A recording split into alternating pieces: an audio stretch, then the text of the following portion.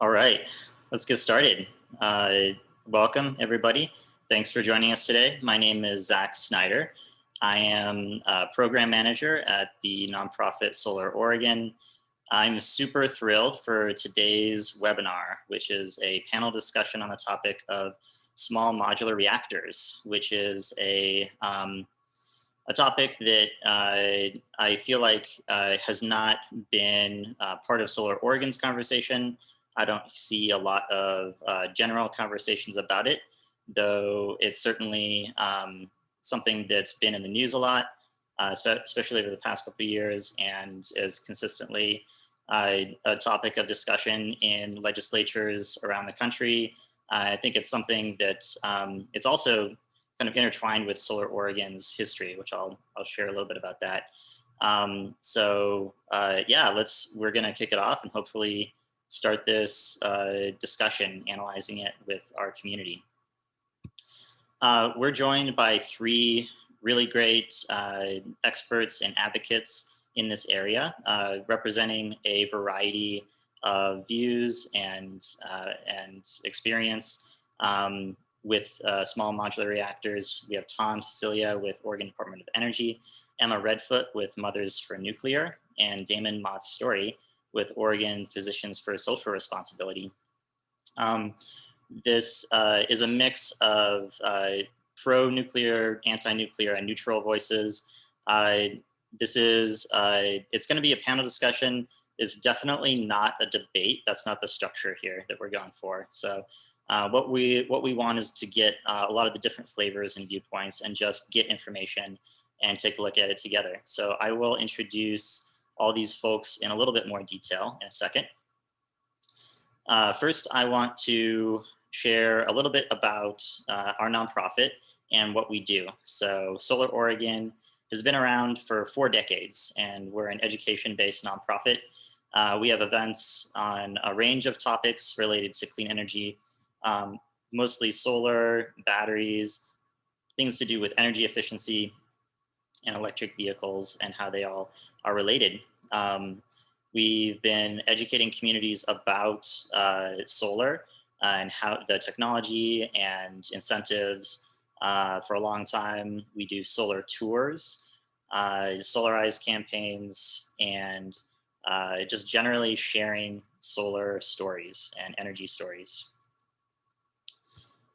A lot of our events are free. We're really thrilled to be a gathering space for the energy community, and thrilled to be able to offer education about really important technologies. We are a member-based nonprofit. You can support us by becoming a member. Thanks to everybody who is a member and who's joined us right now. If you want to, you can also donate at bit.ly/solardonate. And I think we can drop a couple of links in the chat here so you can learn more about us. Some quick housekeeping. I'm sure that many of us are very familiar with Zoom at this point, but we like to make our events interactive. And so please use the Q&A button. I will be prompting questions for our panelists, and it'll be a mix of my questions and any questions that you all have. So that's this button right here, and when you click that, you can type your question in, and we'll be able to read it on our end. I missed my Zoom chat slide. You can also see this flashing right here is the chat icon. Feel free to put anything that's not a question for panelists in the chat. Please note that if you have a question, you put it in the chat, we might miss it. So go ahead and put that in the Q&A box. I don't think we are actually going to do any Zoom polls today, though that's another feature that we commonly have. Let's get to it. Small modular reactors. What are small modular reactors? Well, small modular reactors are a nuclear, kind of an umbrella term for nuclear technologies. There are conventional reactors that are pretty large and have been around for a long time. This is a picture of the Trojan conventional nuclear reactor that was built in Oregon in the 1970s and was operational for a little over a decade. And there are many reactors like this that still exist, that have existed for a while, and that are being built. And there's this whole other class of nuclear technologies called small modular reactors. And there are nearly around about 50 types of small modular reactors being developed around the world. And I think they take on a lot of different flavors, but their through-going characteristics are that they are smaller and modular, meaning you can put them together to construct a larger facility, kind of like Legos. So there's a lot of conversation in the media, I think, about small modular reactors. It's a topic that there's a variety of viewpoints, and there's, in my opinion, not a whole lot of dialogue or crossover. So here's just a few examples. And this is part of the reason why we're having this event today, is to just get information all in one place. That is a place that's not just specifically for an audience of legislators, etc. And the real impetus for us organizing this event really comes from our history of why we were founded. Solar Oregon, we educate about solar technology, and we don't really talk about nuclear. We haven't for a number of years. But Solar Oregon was founded in 1980. The Trojan power plant that I showed an image of several slides ago, that was built in 1976. And at that time, there were a few things going on. There was the oil crisis. There was also a big ballooning of the anti-nuclear movement. And it was a complex movement. There were a lot of, I wouldn't say that there was one unifying message. It was kind of multifaceted. But there was a lot of action in Oregon. And ultimately, Trojan was decommissioned, though that was a decision made by PGE, not, for example, through a court of law. So Solar Oregon, when we were founded to educate about solar as an alternative to nuclear. Since a lot has happened in the past 4 decades, and there has been a resurgence of interest in small modular reactors, and our organization has not taken a position officially on small modular reactors, we're really interested in taking a look at what is the state of nuclear, what's going on, and just learning and introducing this to our community. So without further ado, I would like to introduce our first panelist, Tom Sicilia with the Oregon Department of Energy. And Tom is a hydrogeologist in the Nuclear Safety and Emergency Preparedness Division of the Oregon Department of Energy. His background is in investigation and remediation of contaminated soil and groundwater. Since joining ODOE in 2018, he has been following developments in the nuclear energy sector. And while his primary focus area is activities at the Hanford site, up the Columbia River a little bit, he's also become a resource for information on small modular reactors. Tom has a bachelor's in geology from Western Washington and a master's in hydrogeology from Clemson University. Please virtually welcome Tom Sicilia. I'm going to stop sharing here and hand it over to you, Tom. And just for context, sorry, each panelist is going to introduce themselves, give a little bit of information about who they are and their perspective on small modular reactors before we go into the panel discussion. Hi, can you see my slides? Yeah, that's great. Excellent. So thanks. My name is Tom Sicilia. I'm the Hanford hydrogeologist at the Oregon Department of Energy. And like Zach said, I've been following the development of small modular reactors for the agency. So I'm here today in our capacity as a resource for energy education and to talk about our regulatory and oversight roles when it comes to nuclear power. I wanted to start off with some context for the discussion today on small modular nuclear reactors and advanced reactor technology and what that might mean for Oregon. So there are multiple divisions at the Oregon Department of Energy with responsibilities and interest in nuclear power. The division I work in, the Nuclear Safety and Emergency Preparedness Division, and the Energy Facility Siting Division each have responsibilities regarding safety and permitting. The Planning and Innovation Division also looks at nuclear energy as part of the state's energy resource mix.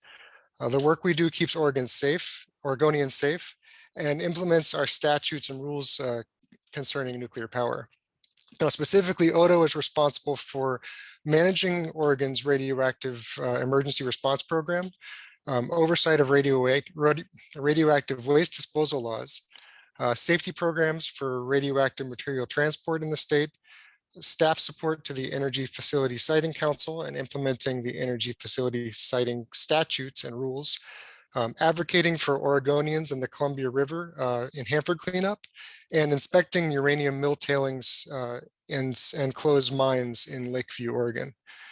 Now, there are no operating nuclear power plants in Oregon, though there is one in Washington outside of Richland, which is approximately 35 miles north of Oregon's border. Oregon used to have a nuclear power plant, as Zach mentioned, the Trojan plant in Columbia County, and that facility was deactivated and decommissioned in the 90s and 2000s. PGE safely manages the spent fuel from that facility on site because, as I'll talk about a little bit, there's no permanent federal repository for spent nuclear fuel.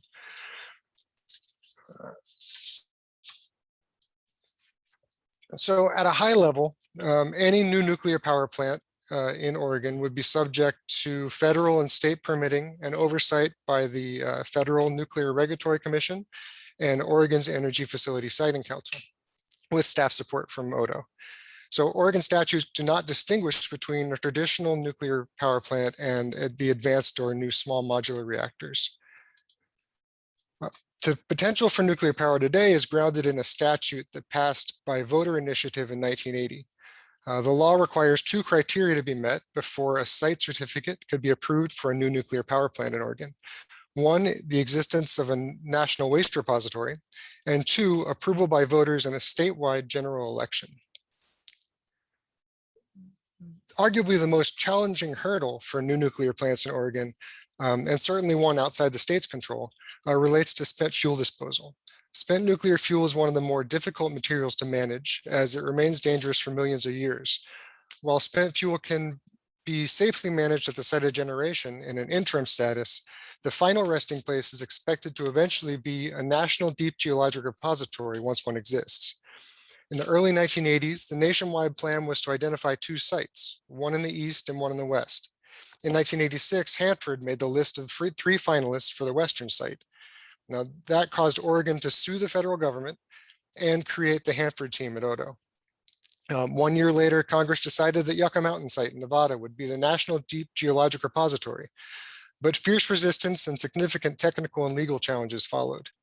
Permitting and construction was delayed time and again until 2009, when the site was effectively removed from consideration. While there's a stalemate on a permanent repository, there are 2 facilities in the Permian Basin between New Mexico and Texas that have recently submitted applications to become interim repositories for commercial spent nuclear fuel. Now, these interim storage facilities would reduce the amount of spent fuel stored at reactor sites, but it doesn't appear that they would satisfy Oregon's requirement for a repository, which requires terminal disposition. Both of these facilities would provide only interim storage. And now it seems like the push for a selection of a repository will occur through a consent-based process. The hope is for communities interested in hosting a repository would give the government notice, and then technical studies would be focused just on those sites. If an acceptable site were found today, it would take multiple decades before waste shipments began. And until such a facility opens, spent fuel would continue to be stored on site. So under the current law, it seems unlikely that a new reactor would be sited in Oregon anytime soon.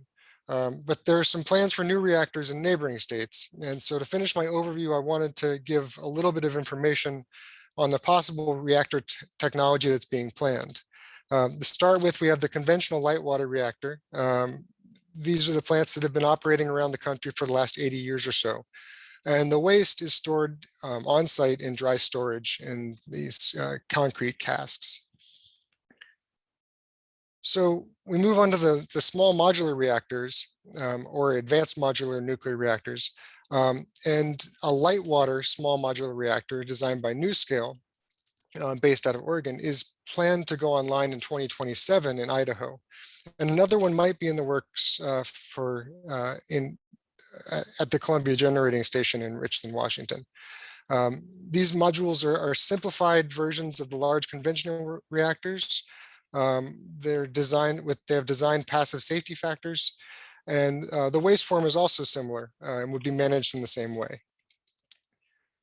Moving away from water-cooled reactors, we have the X-energy module. This is a high-temperature, low-pressure, gas-cooled modular reactor with a ceramic-coated fuel, which is designed to be safer to store. The spent fuel would be stored on site, and the plant, this one is also in consideration for construction in Richland, Washington. The third and final SMR that could soon operate in our region is this molten salt cooled reactor by TerraPower.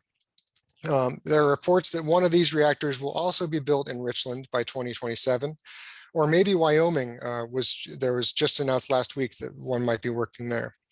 While it's reported that TerraPower unit would generate less spent fuel, I haven't seen what the actual waste form is or where it would be stored. So that's sort of still a question mark. And as these technologies ripen and the facilities begin construction, the Nuclear Regulatory Commission is considering new rules. One rulemaking currently underway will determine the emergency planning zone radius for these small modular reactors. The standard planning radius for a traditional plant is 50 miles. And we're tracking this at ODOE because the proposed small modular reactors in Richland are about 35 miles from Oregon's border and along the Columbia River. So we need to be aware if the NRC decides to make these zones smaller. So with that, I will pass it back and take any questions.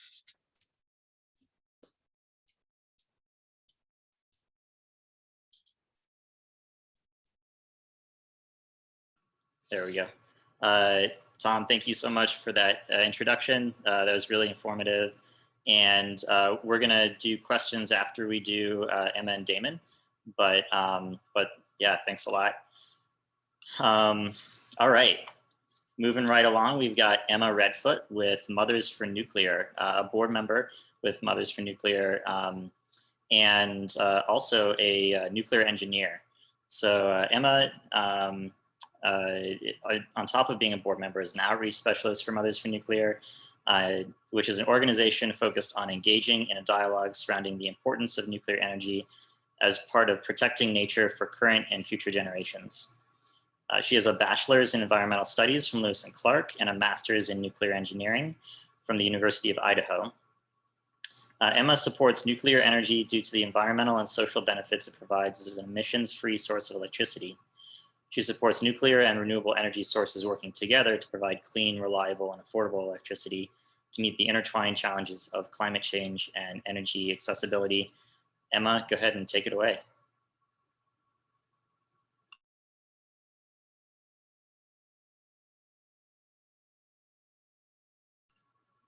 And then I think you're muted.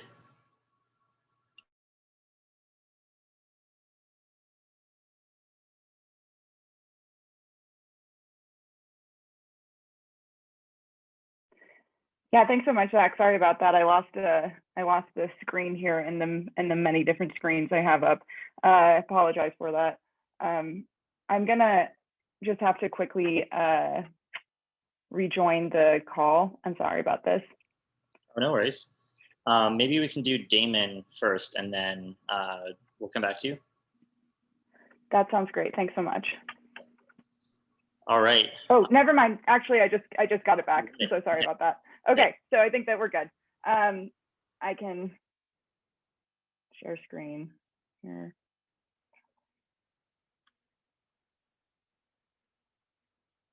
The technology is notoriously tricky on Zoom here. So I mean, I had just done it. I just for some reason okay, here we go.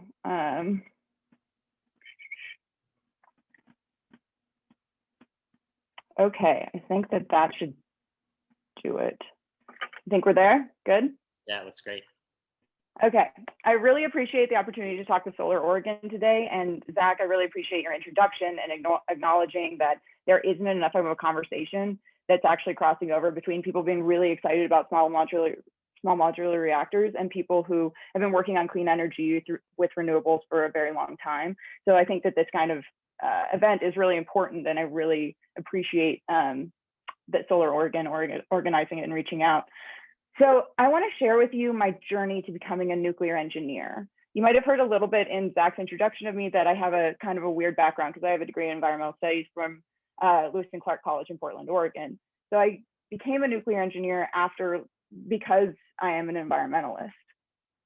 So this is a picture of me in Montana. I live in Montana. It's a wonderful place to live. And that was a big part of why I initially became interested in environmental issues, just because I like spending time in nature. So I love backpacking and hiking, and my interest in nature came directly from my love of spending time in it. This is a picture of me hiking in a nearby spot in Montana. My interest in the environment and love of spending time in nature brought me to Lewis and Clark, where I got a degree in environmental studies, in part because I viewed climate change as being the issue of my generation. So from that, from my environmental studies degree there helped me view the interconnection between environmental issues and how they impact, humans. We're all very much interconnected. There's not really a divide or a dichotomy between those two. While I was getting my environmental studies degree, I lived on an organic permaculture farm on the coast of Ecuador for 6 months. And while I was there, I became really interested in volunteer tourism. So I got a grant and lived in Cusco, Peru for 6 months studying volunteer tourism. So by the way, here's a picture of me at the farm in Ecuador with my horse that I had named Ohm, wearing a Bob Marley shirt. So that was kind of my vibe.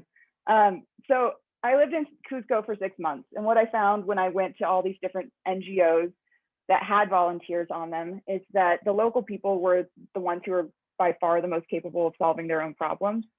Volunteers from other countries just did not understand the culture. I saw a lot of people moving into cities looking for opportunities. And during this time, I really started to understand how access to electricity impacts access to work, access to education, and even women's rights increasing significantly. So access to energy is a humanitarian issue fundamentally. Overall, accessible and affordable energy promotes a higher quality of life. And my time in South America has given me a global perspective on energy that I'll have throughout this presentation. So after my time in Ecuador and Peru, I returned to the US, became really interested in energy, read a lot about energy on my own, then decided I was going to go back and become an engineer. And the reason I went into energy is because that just provides people around the world a solution that they can choose to use to help direct themselves and to create the world that they want to live in. So I did a lot of research on energy, and what I came to the conclusion of is that nuclear needs to be a part of the energy mix, and that there's a lot of misinformation and misunderstandings that I was really surprised by. So I'm hoping I can share a little bit with you of my journey through deciding that nuclear was really an important part of the energy mix. So to start out, we need just a lot of clean energy. This is an image that shows the share of the population living in extreme poverty.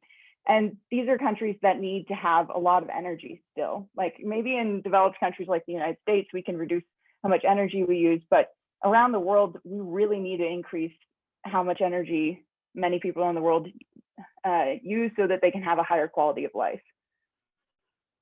And then energy usage is lowest in areas with the highest poverty. And so there's a direct relationship between energy usage and poverty, clearly. And so we need to increase the amount of energy that these impoverished places use. These are also the areas with the highest population growth rate. And so they're likely to need way more energy than, even the current state of these countries are. Like they need more than just getting the people that currently live in these countries out of poverty. It needs to be something sustainable for future generations. I think that a lot of us that care about energy care about inequalities that are generated by energy, and climate change and air pollution have massive inequalities associated with them. So you can see that the areas that have the worst air pollution are sometimes areas that use very little energy. And that's because they use wood and dung still, which are bad air pollutants. These are also areas that are going to experience the biggest climate change, or some of the biggest climate change impacts with the least mitigating factors, and contributed the least to climate change. So we need to be doing everything that we can. And what I found when I started learning about energy was that nuclear is for one, it's the largest source of emissions-free power in the United States. It's the majority and has been for decades of the emissions-free electricity generated. And this image on the left is of the IPCC life cycle emissions of energy sources. So life cycle emissions means that from everything from mining to building to dealing with the waste, how much CO2 is generated per unit of energy generated by that source. And you can see nuclear is way down there. So, and all of these are important. We need to be doing all of these lower emissions sources, but nuclear is one of them. The thing not shown here that's really important to note is that the world is still overwhelmingly reliant on fossil fuels for its energy. And that's not been going down in the way we want it to. We're still continuing to put fossil fuels on the grid every year all around the world, and we need to provide a scalable, reliable form of power for the global south to use as they need more energy.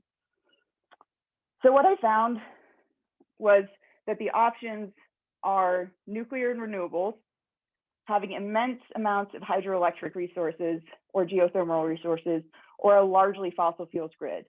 And the world is going to use whatever energy sources that they can get for countries that don't have access to enough electricity. And that's their right to do that. Clearly the Western world has done that. So this is kind of an interesting slide. This is an app I love called Electricity Map. It's something that will give you real time what the CO2 emissions, the carbon intensity is of electricity in different countries in the world. So this was from this morning, and it just shows like how France compares to Germany. France is a largely nuclear, as you can see by the green line up here, while Germany has really tried and done a lot of work to shift towards having a primarily renewables grid while shuttering their nuclear plants.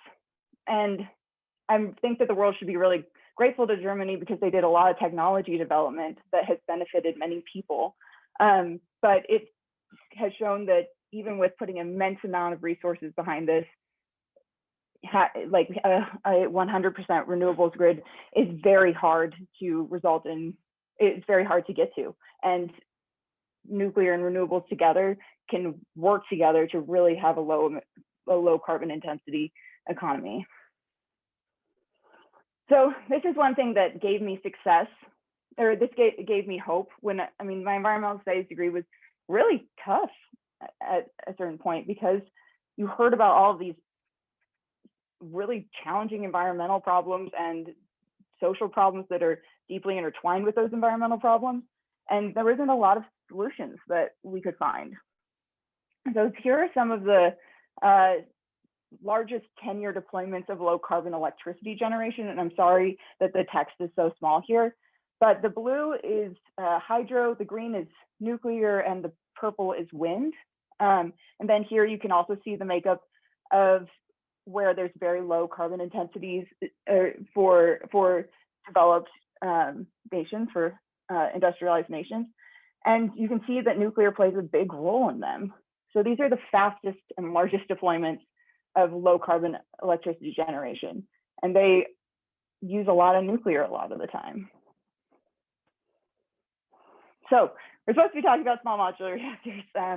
So I know it is crucial for me to explain the role that traditional nuclear power plays in a clean energy future before we can address the additional benefits provided by small modular reactors.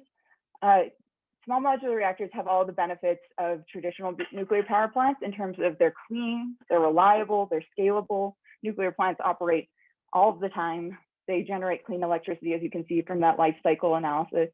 And they've been shown to scale to meet the energy needs of industrialized countries. The additional things that are important to consider is that these reactor designs are being designed with the electricity grid we have in mind now, which means they're being designed so that they can work well with solar and wind and trying to decarbonize industrial processes. This is what my master's ended up being on, was nuclear renewable hybrid energy systems. How do we use renewable and nuclear together along with industrial processes to decarbonize everything? One of the most interesting parts of many of small modular reactor designs is that they are able to consume what is currently considered nuclear waste as fuel, really decreasing the burden of what we need to do with storage of nuclear waste. Ultimately, one important thing to note about nuclear waste is that clearly one of the big issues that people think of with nuclear is that it's a solid material that we are very good at tracing. It's not like gases like CO2 and other greenhouse gases and air pollutants are harder to trap and contain. Nuclear, super easy to trace, also a solid waste form. The other part that I think is important is that it enables the development of decentralized power and localized microgrids. So it enables communities to really control the power that's in their community, because these are much smaller, which I think is important. Is also that smaller localized energy has been something that's been really pioneered by solar and wind. So in conclusion, the world needs a lot of clean energy and will for a long time. We need all clean energy solutions. Nuclear power is a proven, scalable, clean source of electricity, and small modular reactors build on existing technologies with the added benefits of working well with solar and wind and significantly reducing the waste burden. And I just want to note, really appreciate this platform and this discussion that we're having. This is just the beginning. An hour-long panel is just going to scratch the surface of the discussion about nuclear and about small modular reactors in general. It's something I love talking about, so please reach out to me, and I'm happy to share resources and share what changed my mind about things. Okay, and this is just at the end a meme that I really liked. You can only keep 4. We can use all of the energy sources to meet these enormous challenges of climate change and energy accessibility. So thanks so much. Great, thanks so much, Emma. Great to get that overview. And last but not least, we have Damon Mott's story. So let me, oh, excuse me, I am, oh no, full screen, my Zoom, now I'm having technical issues. Let me share my screen again, and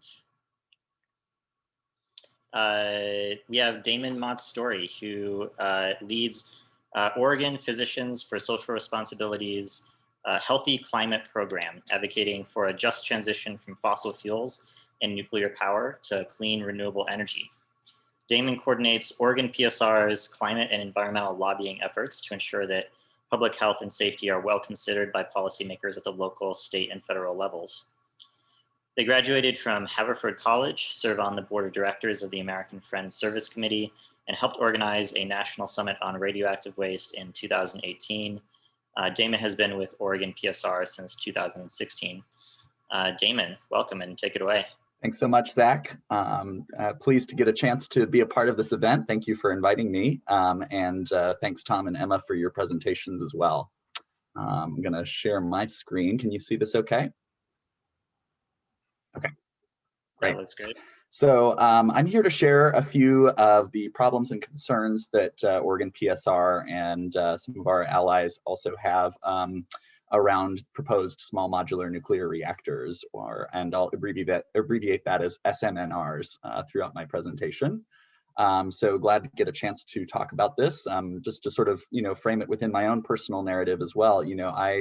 I graduated from college and was going to be a math teacher, and then realized that one of the most important and urgent crises facing us right now was climate change. And so started an internship with Oregon Physicians for Social Responsibility, which then turned into a career path I didn't know was my dream career path until I was in it. And feel very passionately about this issue. The very first protest that I ever went to was actually at a nuclear missile silo in Colorado, where I grew up. And I soon began to see the ways that the intersections of nuclear weapons abolition and climate action were very connected to each other, which is very much one of the major focuses of Physicians for Social Responsibility. And in fact, we were founded about 40 years ago. We're in our 40th anniversary by Oregon health professionals that were concerned about the threat of nuclear war. And we have about 2,800 members in the state of Oregon today. But we're a part of a much larger organization, nationally and internationally, that won the Nobel Peace Prize in 1985 for work to document the presence of radioactive contamination from above ground nuclear weapons testing. This was an era of time when it was extremely dangerous, and escalations between the US and the Soviet Union on the nuclear arms race were really scary. And doctors from the US and the Soviet Union worked together to try to de-escalate the conflict and demonstrate what testing of weapons was doing to public health. When we started to incorporate environmental health and climate action into the work that we do, it really made sense within this frame of preventing what we cannot cure, understanding that both the nuclear war and catastrophic climate change are things that really cannot be reversed in terms of the catastrophic impacts that it would have on public health and safety. So that's a little bit about what we do. We seek a healthy, just, and peaceful world for present and future generations. So to outline what our key points of concerns are regarding small modular nuclear reactors, it falls into a number of different buckets. And probably the most major one in terms of climate action is both the cost and delays of the small modular nuclear reactors. They have proven themselves so far to be prohibitively expensive, and investing in the research and development of SMNRs has actually taken up the lion's share of different so-called clean energy and carbon-free subsidies from federal and state governments. As opposed to cost-effective and proven clean energy sources that are available now. The other major issues is that both big conventional nuclear reactors and so proposed small modular nuclear reactors have been stalling out and experiencing major delays in the United States for many decades. As Tom mentioned, the US does not have a site for the safe disposal of nuclear waste for a more permanent solution to the waste that is created by all kinds of nuclear reactors. And even though the nomenclature, it's true that a smaller reactor would create less volume of radioactive waste than a conventional reactor.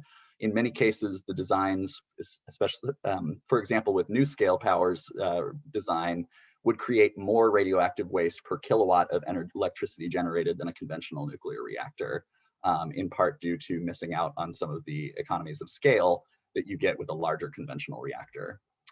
NuScale's design, sticking with them for a little bit, has not yet been fully approved by the U.S. Nuclear Regulatory Commission, and its unique design needs careful review. So we also are very concerned about making sure that anything that goes through the licensing process has to be held to the best possible safety standards.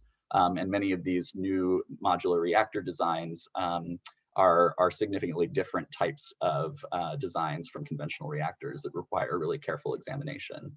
And then environmental justice. So this is something that is really a chief concern of ours when it comes to looking at the disproportionate impacts that uranium mining and orphaned waste have had on indigenous peoples throughout the world. And so that is something that we've been really carefully studying in recent years, especially. And we've found that indigenous communities, such as in the Navajo Nation lands in the southwestern United States, are often still being impacted by the legacy of uranium mining for the nuclear fuel cycle. The vast majority of the 520 abandoned uranium mines in the Navajo Nation have not yet been remediated, and in many cases there are homes within several hundred feet of these sites that are experiencing contamination from uranium mining.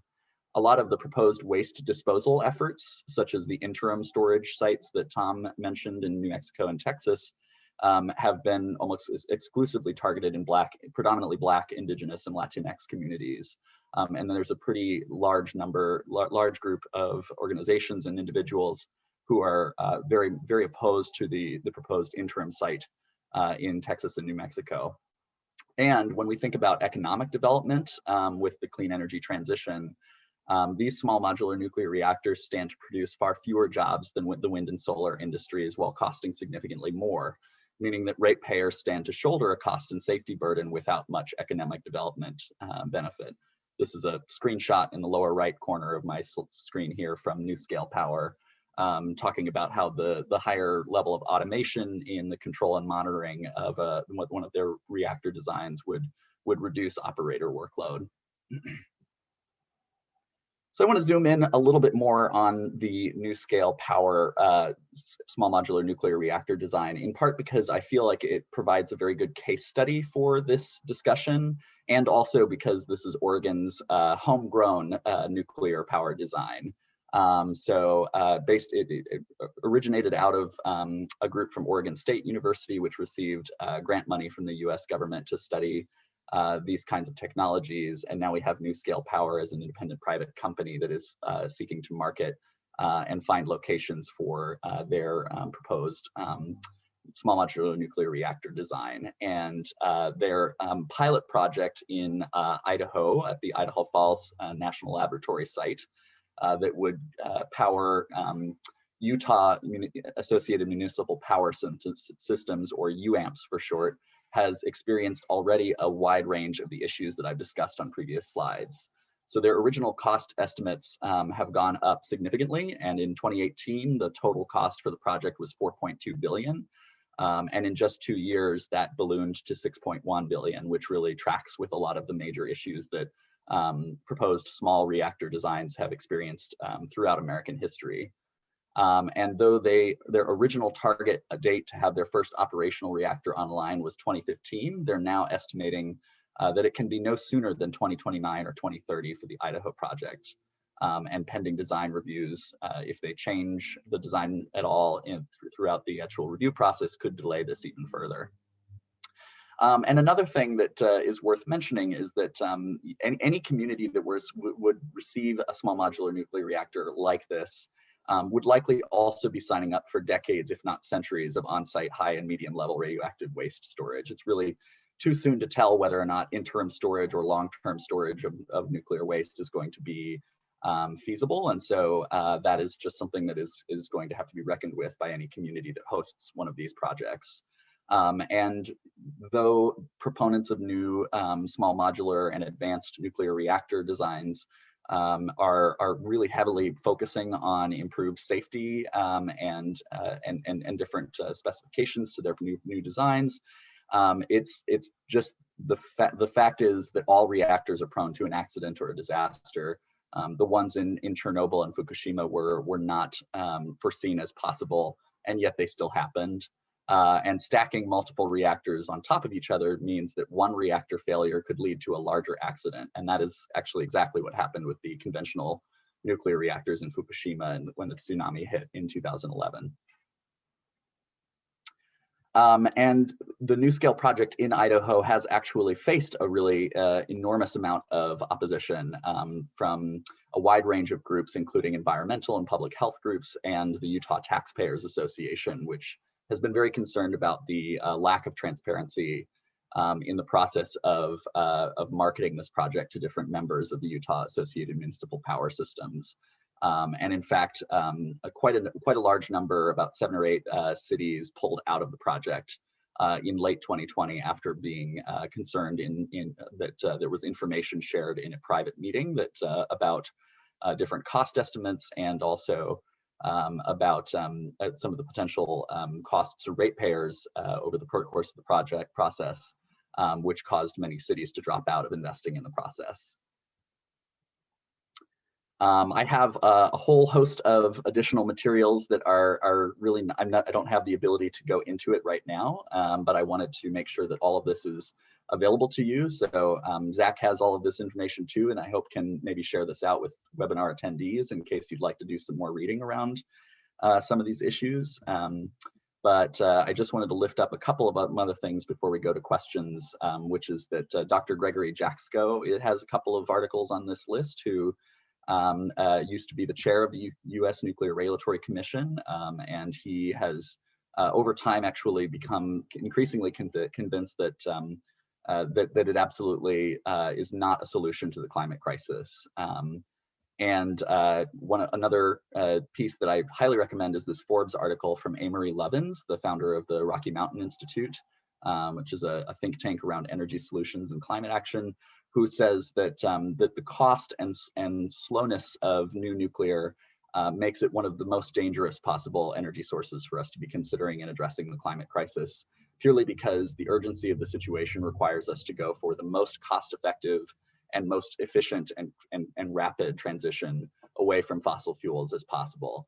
And so that's a really great read. It also really frames it within these the terms of opportunity cost and how when we begin to sink investments into one form of generation to meet our energy needs, that by definition itself displaces other technologies such as solar plus storage that could then compete without subsidies for that same power load. And then finally, the top 2 links here are materials that Oregon Physicians for Social Responsibility has produced in conjunction with a nuclear energy expert, Dr. M.V. Ramana of the University of British Columbia.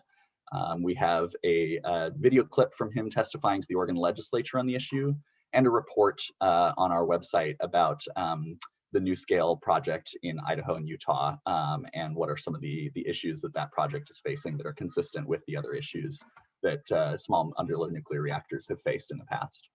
Oh, I did not want to actually play that. I wanted to move to the next slide. So this is how you can reach me. My email address is here, and I also encourage you to visit our website and see what materials we have there.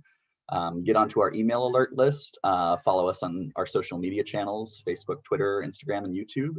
And I'll be looking forward to the rest of this session together, which is discussion, questions, and so forth. Great.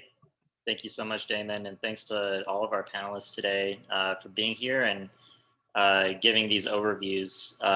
There is an awful lot of information, and I think there's just having multiple perspectives also creates just a lot of room for thought too. So I'm really excited about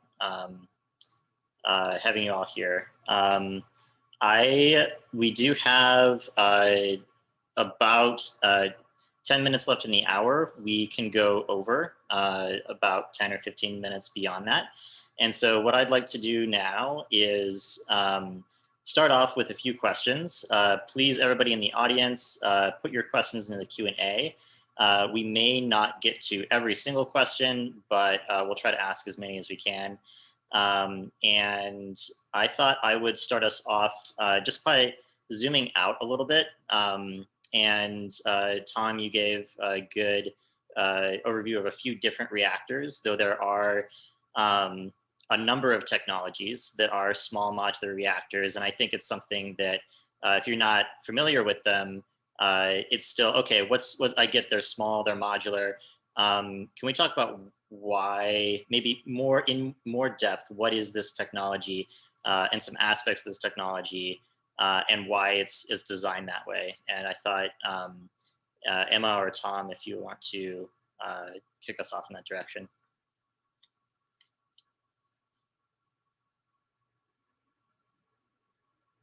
Yeah, I'm happy to jump in. The definition of small modular reactor is not one that is super well defined, to tell you the truth. A lot of the time in the United States, that actually refers to just small light water reactors. It's hard to talk about the entire breadth of technologies that are encompassed that are small reactors. There's a huge variety of different types of reactors out there with different goals and different design characteristics to meet those objectives. Generally, though, it's considered under 300 megawatts electric.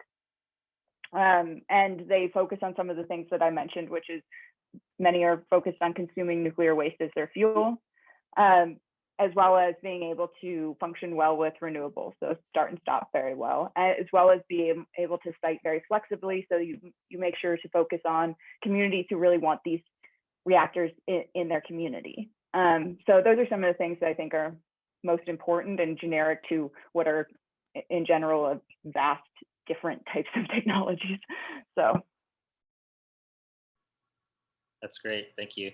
Tom, anything to add there? And Damon, I don't want to leave you out on that question. Okay, great. I am kind of curious, the thing that's salient in my mind, I talk a lot personally about solar and storage.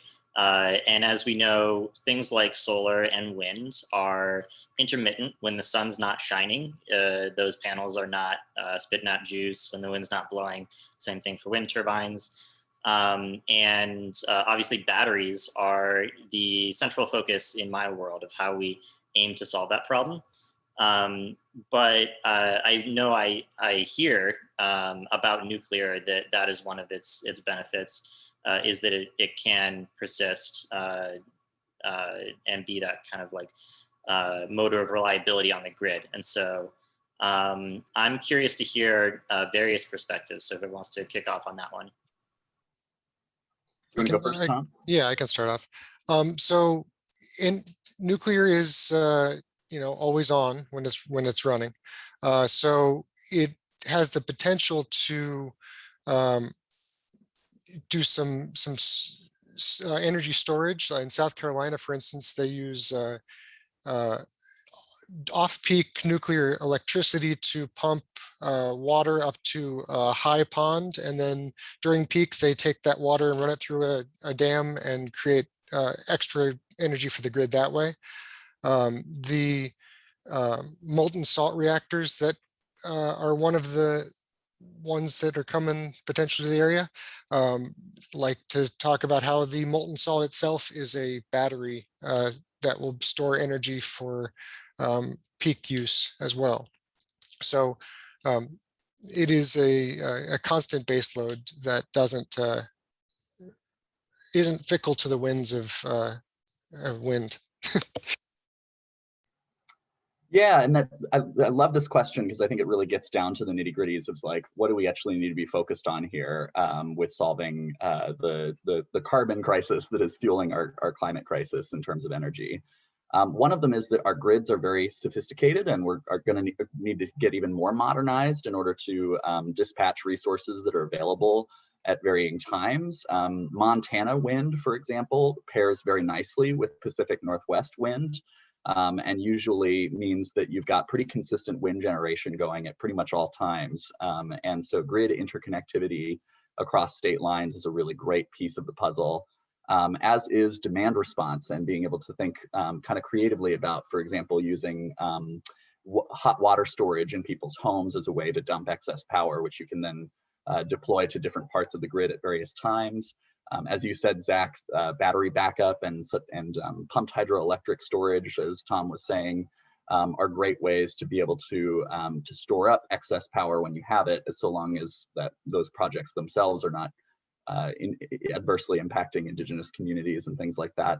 But I think that one thing we really need to break apart is understanding that nuclear is not always a reliable technology form, in that the Columbia Generating Station in Eastern Washington actually had 3 unplanned outages over the course of just a few years in recent years. And as that reactor gets even older, I think we can expect that other types of unforeseen maintenance issues are going to crop up, which means that you suddenly have a 1,200 megawatt nuclear plant unavailable to customers when you have to address those problems. We also saw nuclear outages in the state of Texas when there were those massive ice storms and cold snaps that were happening there. And while it may be true that newer reactors might be more impervious to some of those same types of weather and maintenance issues, it's just not needed. And the track record of new nuclear builds has been so poor over the past few decades that it doesn't make sense for us to be planning for a technology that is likely not going to be able to square up on its timeline and cost estimates the way that the industry is putting it forward. Thank you both for talking about that. And this is kind of getting at my main point that, I think that it's really important to have nuclear because renewables need something to be reliably there.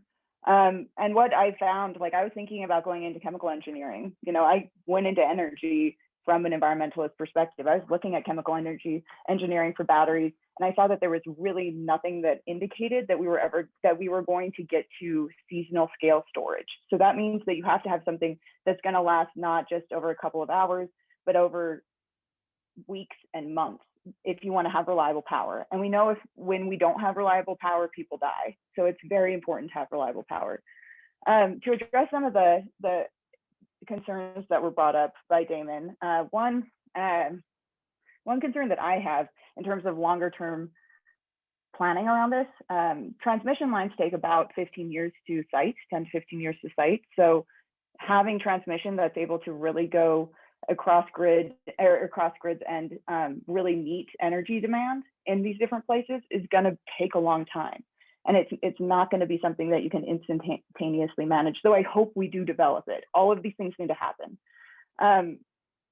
Nuclear plants, it's always been interesting to me to bring up both the cost and the long-term timing. For one, that's the responsibility of the nuclear industry to show that small modular reactors can be produced in a timely and cost-efficient way. But that being said, solar and wind have been developed over decades of advocacy for having these clean energy solutions available. And that's helped.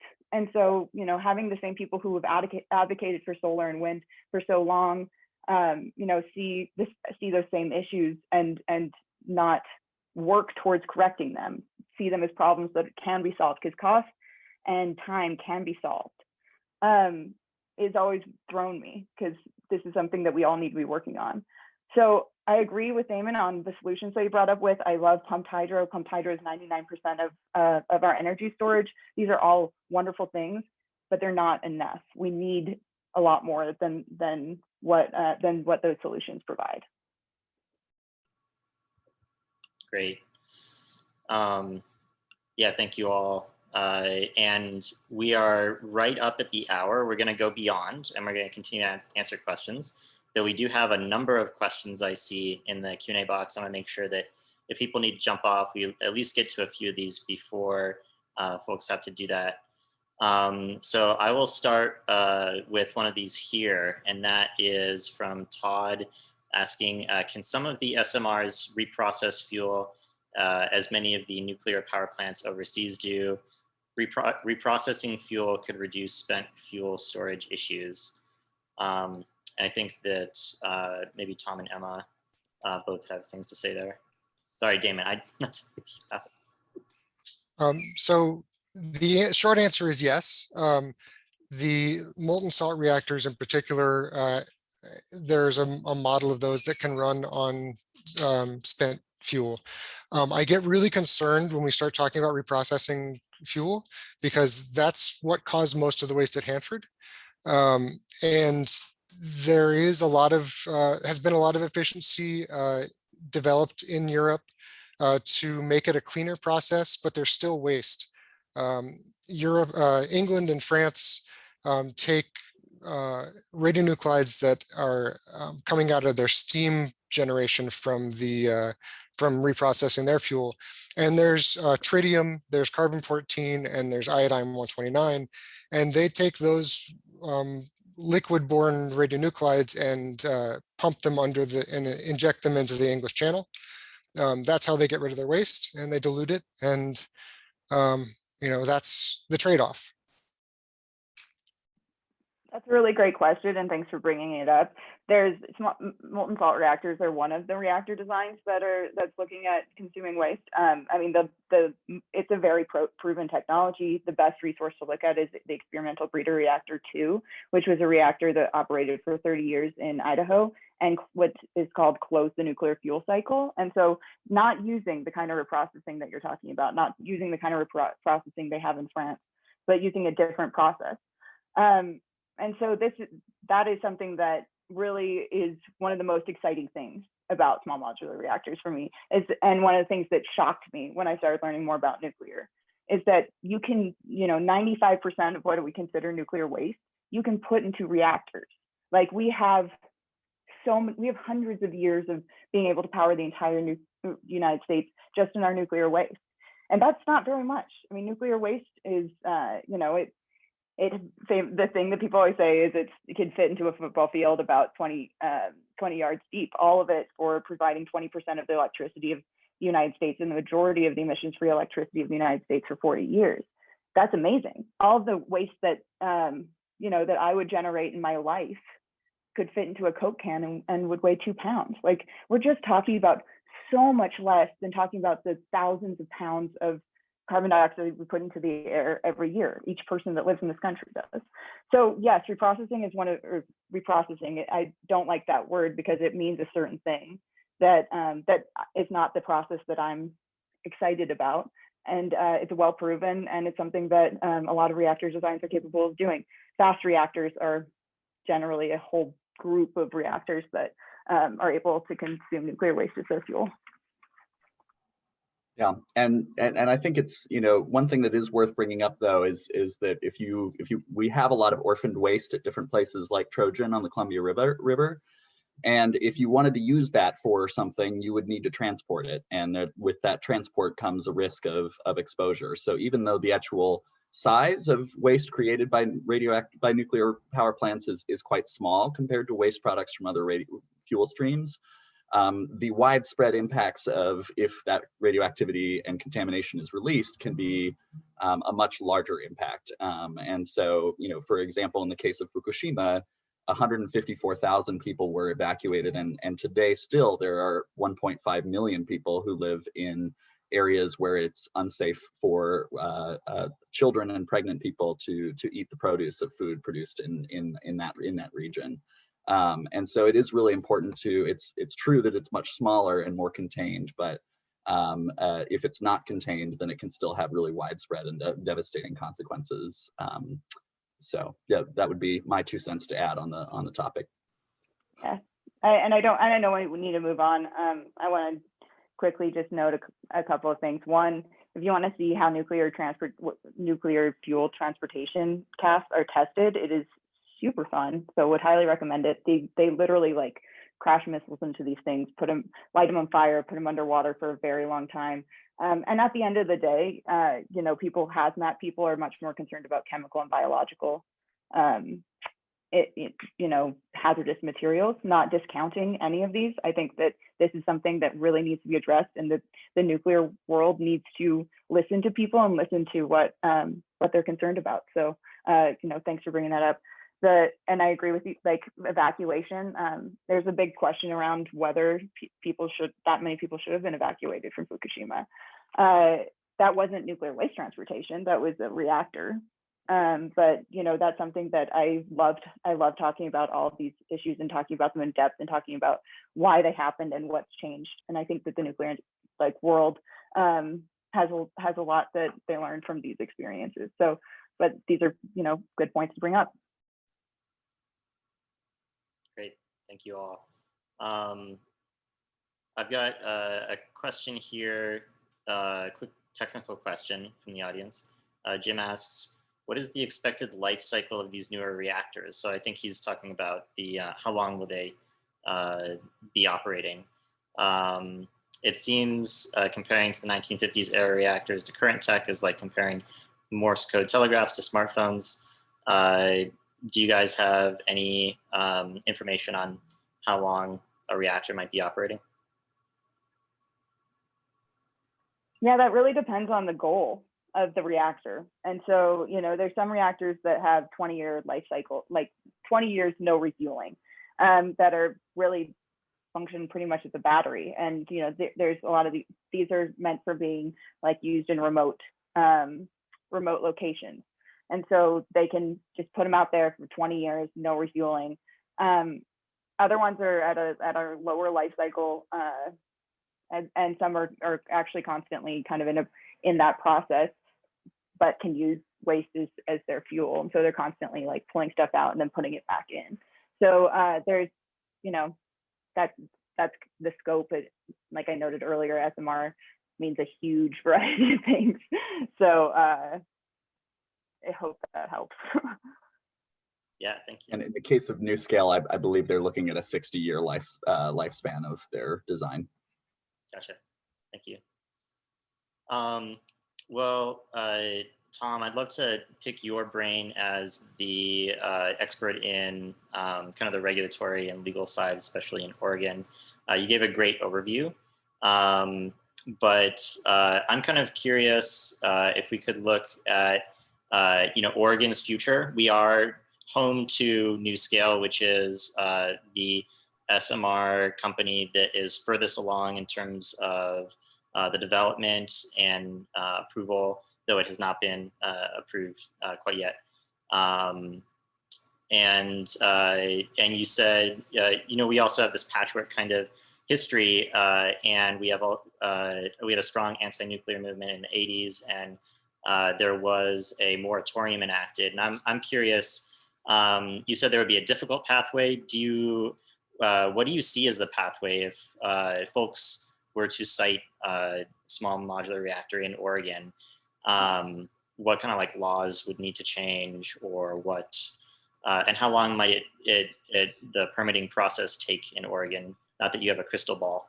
Yeah, so the Energy Facility Siting Council deals with really complex projects all the time. And they know what they're doing, but, you know, they do thorough reviews. So I would, you know, I'm not on that team, so I can't really speak to how fast the permit would be approved. I know before that was the process, Trojan was approved in about a year, but that was in the early 70s. So there's probably some different regulations in place. At a minimum, you'd have to wait until the next general election. So, because it has to be a statewide referendum and a general election. So that would sort of add to the timeline. And then the National Repository has to be accepting waste. So unless the law is changed, which the legislature can do, the National Repository is the biggest hurdle. If it was approved tomorrow, it would probably take a couple decades before it was, you know, permitted, built, and accepting waste at a minimum. And what does an actual permanent repository look like? Can you walk through just like just imagining, you know, as someone who's not familiar with nuclear, what is that engineering feat, and why has it been kind of difficult to do that? It's a big hole, very deep, and the logistics of finding the right material that isn't corrosive to the containers, that isn't going to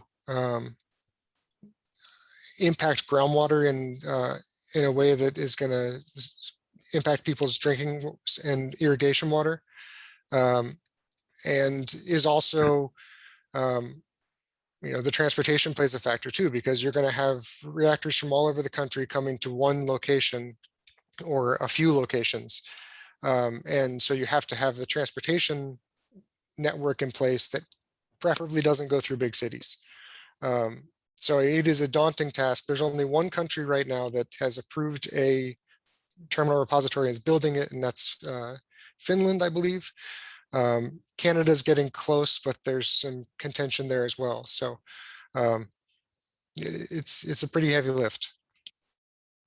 Yeah, one of the obstacles to the Yucca Mountain storage site was that drip shields would need to be installed in order to protect the nuclear waste from basically water coming through and becoming contaminated, then feeding into the Las Vegas aquifer. But those drip shields would not be installable until 100 years after burying the waste, because it would be still too hot and consolidated for those shields to be installed with the waste itself when it was buried. And so there are a lot of really challenging types of logistics like that that can often be prohibitive to different types of sites. Yeah, there's also interesting new, groups like deep isolation that are suggesting different approaches than consolidating everything in one big, long-term isolation place. And then, of course, my preferred route would be using most of that, what we can, as nuclear fuel, and then the life cycle and the burden of nuclear waste is diminished majorly. So. Yeah, and the difficulty with deep isolation, which is a promising technology, is we don't know whether it constitutes a national repository under our statutes. So the smaller isolated disposal spots, the statute's pretty clear about a national repository, and so that's the other bit of trickiness. Mm-hmm. Human systems are always very challenging, and so hopefully, that could evolve along with the technologies that are being suggested. Great. And we are just about at 2:12. I know that a lot of folks have to jump. I would love to ask one wrap-up question, which is, why should solar advocates be learning about, when is the right time to learn about SMRs, and why should solar advocates be keeping their eye on this topic, regardless of where they're coming from?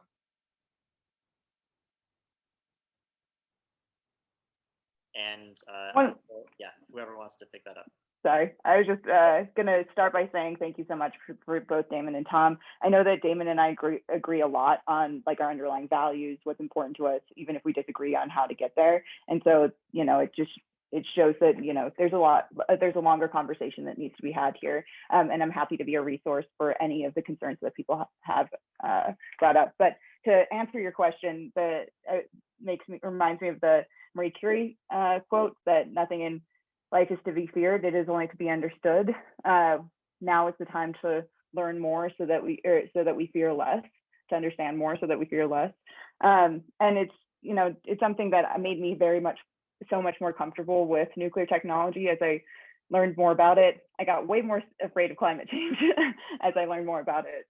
So now's the right time to be learning about this. And if anybody ever wants to chat about it, please let me know, and I'm happy to get on a call. Thanks so much. Yeah, I want to echo the thanks for being a part of this, and happy to follow up with anybody who feels that their questions haven't been fully answered and whatnot. And likewise, very glad to be on this panel and to know that we're trying to solve for the same thing, and we just have different routes to get there, right? I think the reason why that folks in the solar world really need to be laser focused on this is that new nuclear and propping up existing nuclear actually gets in the way of power generation that solar could help to fill, and that it actually really threatens the build out of the kinds of renewable resources that we currently have and are deployable and scalable today. And so I think that is one of the most major things that we need to be focused on, is understanding that new small modular and advanced reactors are the nuclear industry's sort of last attempt to maintain relevancy in an increasingly uneconomical environment for nuclear power. And if governments go along with it, it's going to be a very expensive endeavor for taxpayers and ratepayers. That money would just be far more wisely spent on the solar technologies that have gotten so competitive, even without subsidies, that we need to really focus on using that as the decarbonization tool for our electricity sector here and now. This next decade is going to be the most essential one for getting at the largest possible reductions in carbon emissions from all of our different economic sectors. And solar is one of the key technologies that can do that, and nuclear just isn't. And I'll just add, you know, we should all be aware of where we get our electricity from. We get 3.5% of our electricity in Oregon from the Columbia Generating Station. So nuclear is in the mix. The Oregon Department of Energy puts out a biennial energy report. So that describes everything that's going into the power electricity grid in Oregon, and reviews emerging technologies.